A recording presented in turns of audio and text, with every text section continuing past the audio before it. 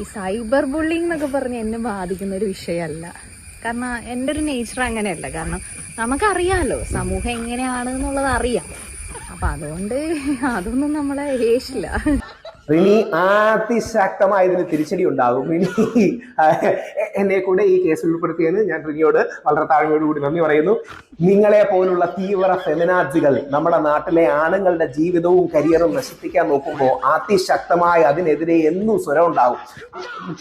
മുഖ്യമന്ത്രിയോടോ അല്ലെങ്കിൽ ആരുടെ സമക്ഷം കംപ്ലൈന്റ് കൊടുത്താലും അതിശക്തമായി റിനിയെ വിമർശിക്കും. റിനി ഓർക്കണം, റിനി മദർ തെരേസയൊന്നും അല്ലല്ലോ വിമർശനത്തിന് അതീതയാകാൻ. അങ്ങനെ അഭിപ്രായം എനിക്ക് പോലും റിനിയെ കുറിച്ച് കാണുന്നുണ്ടല്ലോ.